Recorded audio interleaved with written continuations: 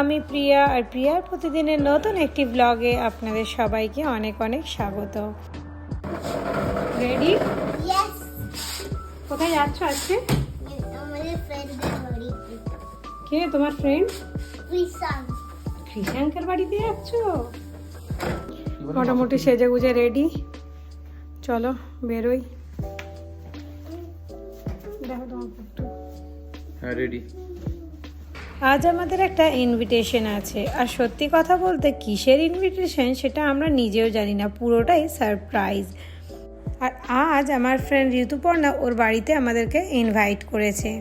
আর বিদেশে যেহেতু হাতে গোনা কয়েকজন মাত্রই কলকাতার বন্ধু বান্ধব আছে, তাই আমাদের অকেশনগুলোতে এই চেনা মুখগুলোই বারবার আমাদের ব্লগে আসতে থাকে। আর এই ছোটোখাটো গেট টুগেদারগুলো হয় বলেই নিজের মানুষজনদের থেকে দূরে থাকার দুঃখটা একটু হলেও কম হয়। মেট্রো থেকে নেমেই বাইরে বেরিয়ে দেখি রাস্তার দুই পাশে এরকম সুন্দর গার্ডেনিং করা আছে। কি সুন্দর লাগছে তাই না? এখানে কিন্তু কেউ একটা জিনিসও হাত দেয় না, আর একটা জিনিসও কেউ নষ্ট করে না। গল্প করতে করতে চলে এলাম ওদের অ্যাপার্টমেন্টে। আমরা তো থাকি 4th ফ্লোরে, তাই কোনো সময় লিফটের সমস্যা হলে আমরা সিঁড়ি দিয়ে নেমে যেতে পারি, কিন্তু এদের তো 26 ফ্লোর, তাই লিফটই এদের একমাত্র ভরসা। লিফটে বেশ অনেকটা সময়ও লাগে।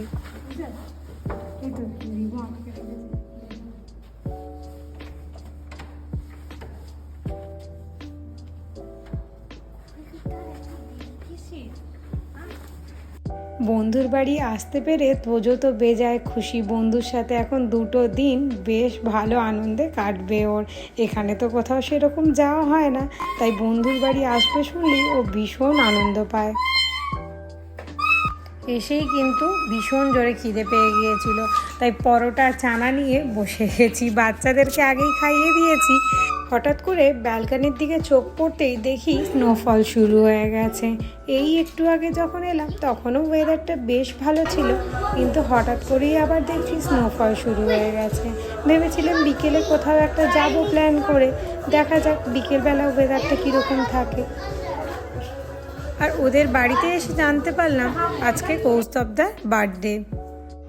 এসে যখন দেখলাম যে পায়েস হয়েছে, তখনই আমার সন্দেহ হয়েছে যে পায়েস কেন হয়েছে। ইনভাইট করেছে ঠিক আছে, কিন্তু পায়েস হয়েছে কেন? তখনও আমাকে বললো যে আজকে কৌস্তবদার বার্থডে আছে। আর আজকের এই পুরো আয়োজনটাই কিন্তু ও সারপ্রাইজ রেখেছিল।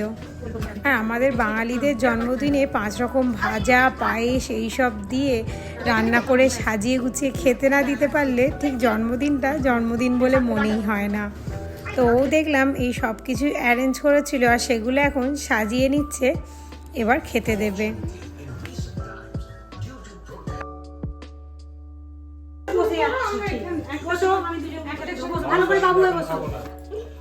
স্মাইল, দুজনে স্মাইল।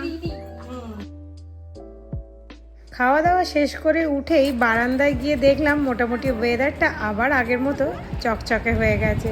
তাই আর দেরি না করে আমরা বেরিয়ে পড়লাম। ওদের বাড়ির কাছাকাছি অ্যালান গার্ডেনে যাব আজকে ঘুরতে। এখানে ফুটপাথগুলো এত চওড়া হয়, হাঁটতেও যেমন ভালো লাগে, তেমন বাচ্চারা সাইক্লিং করলেও কোনো ভয়ের কিছু নেই।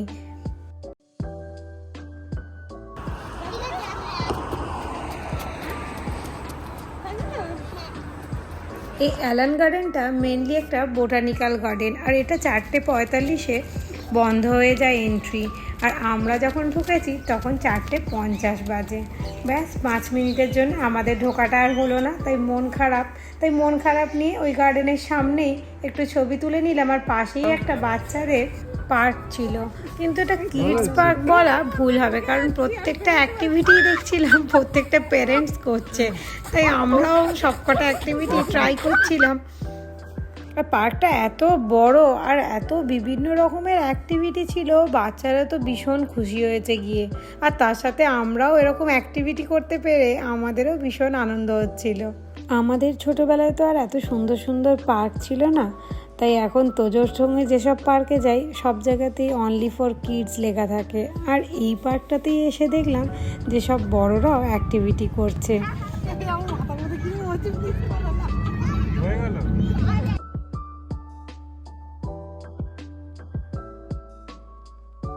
তোজো একটু সবাই দেখো আমার দিকে।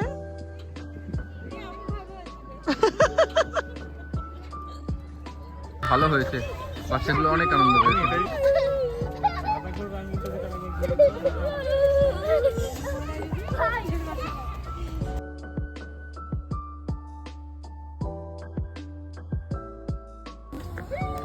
ছেলেটা না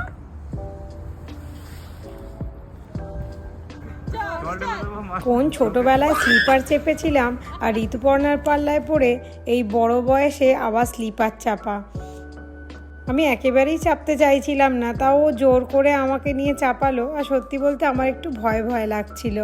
এখানে আর একটা নতুন জিনিস দেখলাম, কিডস পার্কের পাশাপাশি এরকম একটা ডগিদেরও পার্ক ছিল। এখানে ডগিদেরও আলাদা করে পার্ক হয়, যেখানে শুধু ওই ঘেরা জোনটার মধ্যে যে যার পেটদেরকে এনে ওখানে প্লে করাবে। বাচ্চাদের সঙ্গে বাচ্চা হয়ে পার্কে তো অনেক খেলা হলো, চলুন এবার বাড়ি যাওয়া যাক। বাড়ি ফিরেই 2-4টে বেলুন ফুলিয়ে নিয়েছি আর বার্থডে বয়কে বসিয়ে দিয়েছি কেক কাটিংয়ের জন্য। Happy birthday to you, happy birthday, happy birthday, happy birthday to you. The battery to keep the ball with the ball. Finger No, I was looking for the balloon. One black. Fish finger কেমন হয়েছে? দারুণ। দারুণ।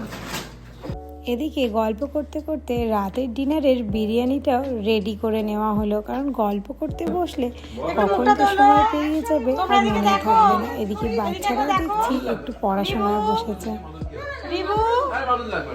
We are focusing. We are focusing like that. That's why I cannot do it. Right?